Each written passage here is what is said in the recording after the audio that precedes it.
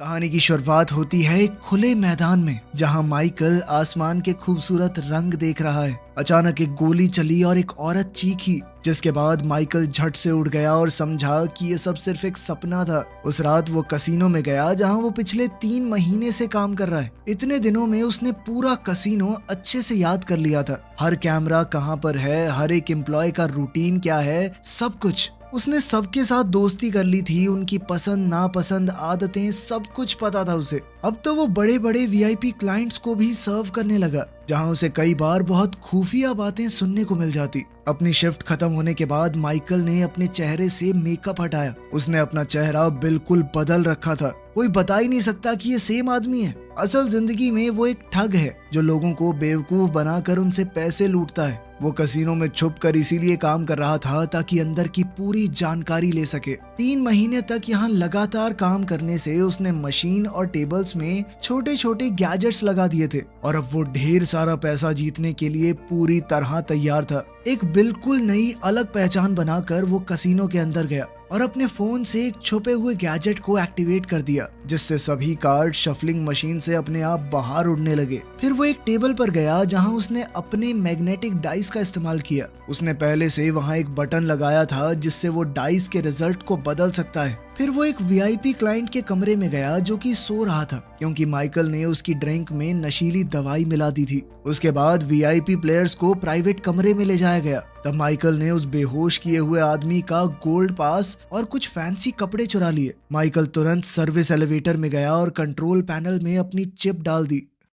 जब एक एम्प्लॉय नए कार्ड्स को ले जा रहा था तो माइकल ने वीआईपी बनकर कहा कि कोई साला मुझे गलत फ्लोर पे छोड़ गया है, तुम सब की कंप्लेंट करूंगा मैं, ठीक है। जिसके बाद एम्प्लॉय थोड़ा डर गया और उसने कहा कि सर मैं लेकर चलता हूं आपको। लेकिन तभी माइकल ने अपने फोन की मदद से लाइट्स और एलिवेटर को बंद कर दिया। इस बात से एम्प्लॉय और घबरा गया कि वीआईपी अब और परेशान हो जाएगा और अब वो मदद बुलाने लगा कि जल्द से जल्द लिफ्ट को ठीक करो। इस सब के बीच ही माइकल ने बड़ी चालाकी से अपना बॉक्स वहां रख दिया और असली कार्ड्स हटा दिए। फिर सब कुछ वापस से ऑन करके वो वीआईपी रूम में गया, जहां एलेक्स नाम का एक आदमी भी है। माइकल ने स्पेशल चश्मे पहने थे जिससे वो कार्ड्स के नंबर देख सकता है। गेम शुरू हुई तो वो हर बार नहीं जीता ताकि शक न हो और दूसरे लोग और ज्यादा बेट लगाएं। फिर उसने बड़ी चालाकी से अपने कार्ड्स बिल्कुल परफेक्ट बना दिए और सारा पैसा लगा दिया। बाकी सब ने भी उसको देखते हुए सारे पैसे लगा दिए। अब वो एक ही झटके में करोड़ों जीतने वाला था। लेकिन तभी अचानक उसके पत्ते फिर से बदल गए।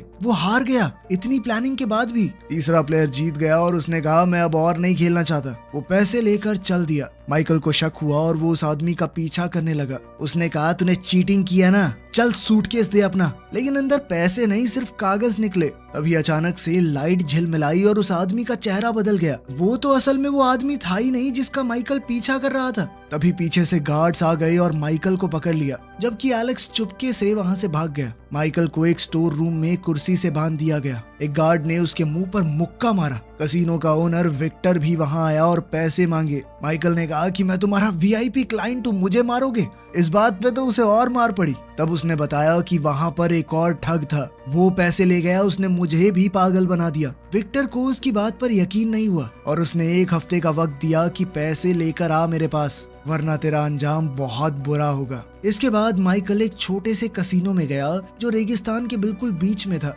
गार्ड्स ने उसे गन पॉइंट पर रोका, पर उनका बॉस लियोन वहां आया और कहा कि माइकल को आने दो, ये मेरा दोस्त है। दोनों ने साथ में ड्रिंक्स ली। माइकल ने देखा कि लियोन के गले में एक नेकलेस है जिसमें वही निशान है जो एलेक्स के टैटू में था। उसने लियोन से उस निशान के बारे में पूछा। लियोन ने कहा कि पहले मुझे अपनी कहानी बताओ, क्या कांड किया तुमने इस बार। जिसके बाद माइकल ने सब कुछ बताया। तब लियोन ने समझाया कि तू एक साइकिक से भिड़कर आया है। बहुत से लोग ये बात नहीं मानते और कई लोग जानते ही नहीं है कि कई ऐसे लोग हैं जिनके पास सुपर पावर्स हैं। वो लोग हम सब के बीच में ही छुप कर रहते हैं। वो लोग एक दूसरी दुनिया में घुसकर इस दुनिया की चीजों को बदल सकते हैं। लियोन ने उसे एक पुरानी किताब दिखाई जिसमें कुछ महान लोगों की ड्राइंग्स थी। उसने बताया कि ये सब लोग उसी दूसरी दुनिया से जुड़े हुए हैं। ये एक ऐसी जगह है जहाँ सबकी सोच और यादें जुड़ी होती हैं। जो लोग ताकतवर होते हैं वो उस जगह पर जा सकते हैं और वहाँ पर अपनी शक्तियों का अलग तरीके से इस्तेमाल कर सकते हैं। आम लोग भी उस दुनिया में जा तो सकते हैं, पर वापस तभी आ पाएंगे जब उनके पास कोई ऐसा इंसान हो जो उन्हें वहाँ से लेकर आ सके।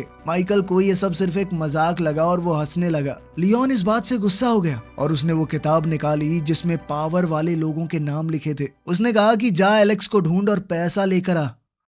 दूसरी ओर एलेक्स ने गॉर्डन नाम के एक इंसान से मुलाकात की और उसे सारे पैसे दे दिए। गॉर्डन ने एलेक्स से कहा कि मुझे भी दूसरी दुनिया में जाना है, लेकिन एलेक्स ने मना कर दिया। उसने कहा कि मैं नहीं चाहता तुम वहाँ खो जाओ, क्योंकि तुम्हारे साथ बिजनेस करने में मजा आता है, तुम पर भरोसा है। दूसरी तरफ माइकल ने लियोन से पूछा कि क्या इस लिस्ट वाले लोग सच में हैं? लियोन ने कहा कि हाँ हैं, मैंने उनकी पावर्स खुद देखी हैं। इसके बाद माइकल के दिमाग में एक आइडिया आया। वो उन शक्तियों का इस्तेमाल करके एक ऐसी टीम बना सकता है जो किसी भी कसिनो को लूट लेगी। सबसे पहले उसने एरिक को ढूंढा, एक अमीर लड़का जिसके अंदर चीजों को अपने दिमाग से हिलाने की ताकत है, लेकिन वो कोई काम करना ही नहीं चाहता था। फिर उसे टोनी मिला जो कि एक टैक्सी ड्राइवर है और इलेक्ट्रॉनिक चीजों को कंट्रोल कर सकता है। माइकल ने जैसे तैसे दोनों को टीम ज्वाइन करने के लिए मना ही लिया। फिर उसे मिला केविन, एक ऐसा इंसान जो किसी को भी हिप्नोटाइज कर सकता है। जो वो दिखाना चाहे वही सच हो जाएगा। उसे इस वक्त एक मेंटल हॉस्पिटल के अंदर कैद करके रखा गया था। डॉक्टर्स उसकी शक्तियों को लोगों के डिप्रेशन को दूर करने के लिए इस्तेमाल कर रहे थे।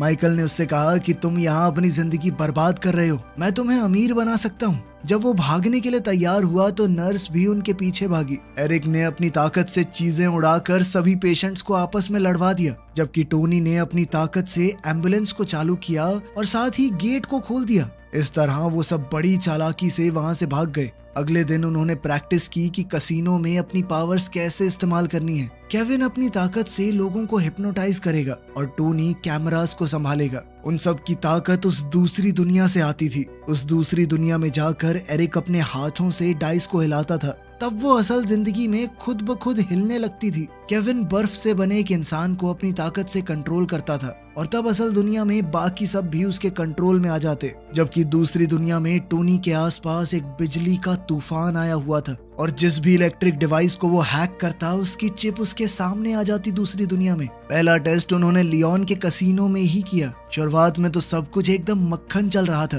पर धीरे धीरे सिचुएशन बिगड़ गई। केविन बात समझ नहीं पाया और उसने गलती से एक एम्प्लॉय को थोड़ी देर के लिए अंधा कर दिया। वो एम्प्लॉय चौंक गया और जो आदमी हारा था उसने बंदूक निकाल ली। बंदूक देखते ही टोनी घबरा गया और कैमरास को संभालने की जगह उनमें शॉर्ट सर्किट कर दिया। माइकल ने दौड़कर उस क्लाइंट को रोका और सबको शांत किया। उसे समझ आया कि हमें कोई बेहतर तरीका ढूंढना होगा आपस में बात करने का, तभी वो सही तरीके से इस चीज को आगे बढ़ा सकेंगे।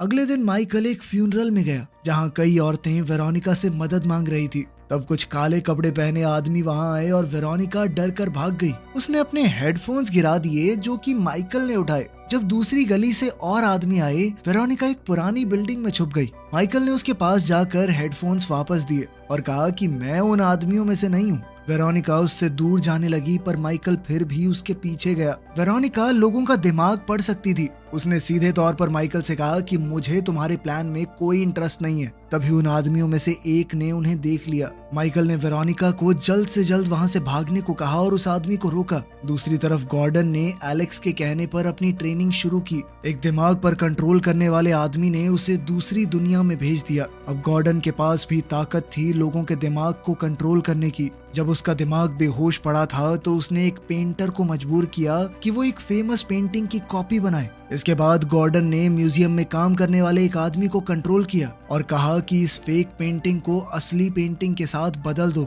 जब असली पेंटिंग दूसरे म्यूजियम में भेजी जाने वाली थी, जब नकली पेंटिंग को एक वैन में ले जाया जा रहा था, तब गॉर्डन अचानक से होश में आ गया। उसने उस कंफ्यूज हो चुके पेंटर से असली पेंटिंग थोड़े से पैसे देकर खरीद ली। जिन लोगों को उसने अपने दिमाग से कंट्रोल किया था उन्हें कुछ भी याद नहीं रहा। उधर माइकल ने वेरोनिका को अपने साथ काम करने के लिए मना लिया था और जल्द ही उसे अपनी टीम से मिलवाया। उसने बताया कि वेरोनिका दिमाग पढ़ सकती है और अपनी बात को बिना कहे दूसरों के दिमाग में डाल भी सकती है। वो माइकल की सभी बातों को सभी लोगों तक पहुंचाएगी उस वक्त जब वो कसीनो में खेल रहे होंगे। प्रैक्टिस करने के लिए माइकल ने वेरोनिका से कहा कि दूसरी दुनिया में जाओ दूसरी दुनिया उसके लिए एक अजीब सा जंगल था। फिर माइकल ने अपने दिमाग में सोचा कि एरिक शहर के सबसे बड़े घंटे को हिलाए। वेरोनिका ने ये सोच एरिक तक पहुंचा दी और एरिक ने बिल्कुल वैसा ही किया। उसके बाद माइकल ने चाहा कि दो लोग दौड़ते हुए मदद के लिए चिल्लाएं। वेरोनिका ने ये सोच केविन को भेज दी और केविन ने तुरंत अपनी शक्तियों से ऐसा कर दिया।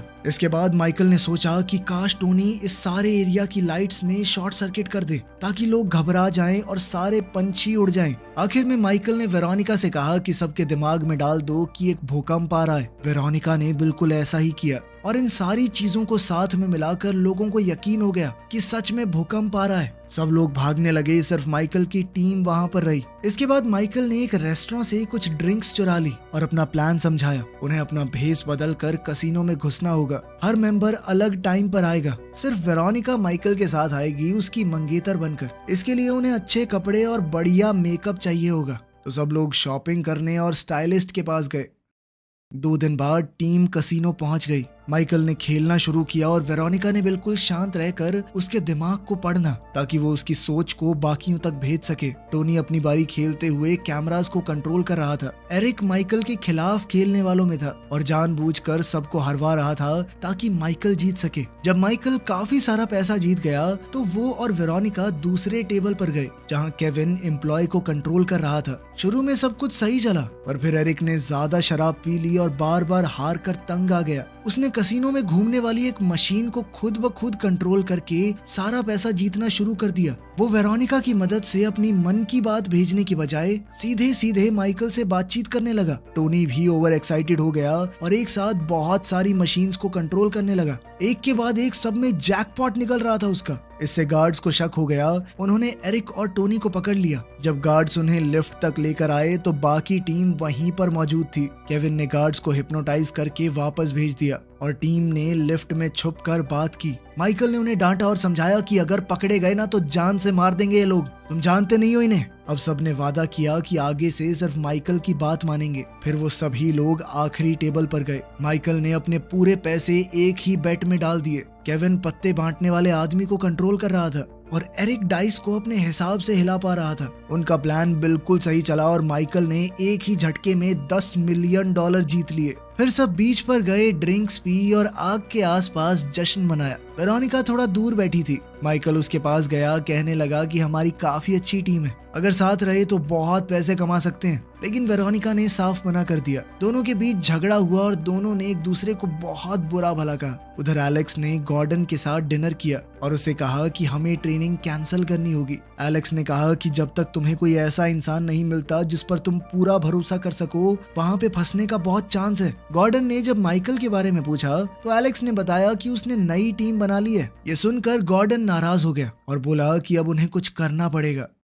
अगली सुबह पूरी टीम कहीं जा रही थी और तभी अचानक एक एसयूवी उनका पीछा करने लगी। टोनी ने उससे बचने की कोशिश की पर तभी एक दूसरी एसयूवी भी आ गई। दोनों गाड़ियों ने उन्हें घेर लिया और टोनी को रोड के बीच में रुकना पड़ा। विक्टर अपने आदमियों के साथ निकला और पूरी टीम को पकड़कर उनके हाथ बांध दिए। माइकल ने कहा कि हमारे पास पैसा है, हम दे देंगे, पर विक्टर ने कहा कि मुझे तुम्हारे पैसे में नहीं, तुम्हारी ताकत के अंदर ज्यादा इंटरेस्ट है। माइकल के पास कोई ताकत थी नहीं, इसीलिए उसे पहाड़ी के किनारे ले जाकर गोली मार दी गई। उसका शरीर पहाड़ी से नीचे गिर गया। बाकी सबने ये देखा तो बहुत ज्यादा डर गए और अपनी दूसरी दुनिया में छुप गए। वो ये नहीं जानते थे कि ये सब कुछ एक चाल है। माइकल जिंदा है और उसे गॉर्डन के पास ले जाया गया, जो कि असल में उसका बाप है। गॉर्डन ने उसके हाथ खोल दिए। माइकल इस वक्त शॉक में था। उसे समझ आया कि उसके पिता ही ये सब करवा रहे थे। गार्ड्स ने उसे पकड़ लिया और गॉर्डन ने कहा कि तू 10 साल से मुझे इग्नोर कर रहा है, इसीलिए मुझे ऐसा करना पड़ा। याद है जब तू छोटा था हम दोनों एक खास दरवाजे के सपने देखते थे। अब मुझे पता है उस दुनिया में कैसे जाना है।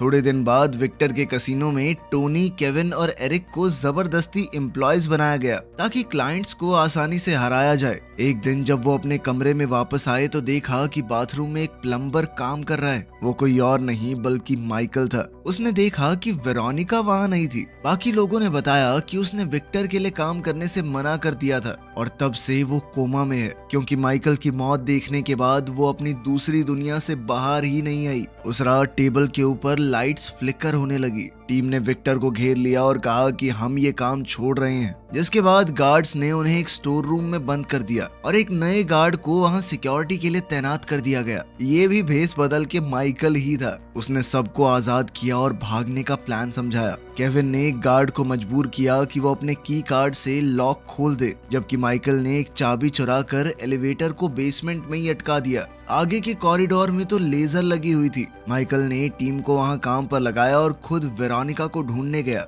उसने हिसाब लगा लिया था कि वेरोनिका किस कमरे में बंद होगी। उसने एक मास्क पहना और गैस बॉम्ब गिरा दिया वहां पर। गार्ड को ढेर करने के बाद उसने वेरोनिका को उसके कमरे से बचाया। टोनी ने कुछ लेजर्स तो बंद कर दिए पर सारे नहीं। अब इतनी जगह बन गई थी कि एरिक ध्यान से बीच बीच से निकलकर तिजोरी तक पहुंच सकता था। उसने अपनी ताकत का इस्तेमाल करके तिजोरी खोलना शुरू किया। लेजर तो बंद हो गई थी पर अलार्म बज गया। गार्ड्स तिजोरी वाले कमरे की तरफ दौड़ने लगे, लेकिन लिफ्ट काम कर नहीं रही थी और दूसरी ओर एक हिप्नोटाइज्ड एम्प्लॉय उन सब के ऊपर गोली चला रहा था। गार्ड्स ने हमला करके उस हिप्नोटाइज्ड आदमी को गिरा दिया और जल्द से जल्द कॉरिडोर में घुस गए, लेकिन तब तक एरिक ने तिजोरी खोल ली थी। वो सब अंदर घुस गए और दरवाजा बंद कर लिया। विक्टर ने अपने आदमियों से कहा कि जैसे ही ये लोग बाहर आएंगे उन्हें मार दिया जाए।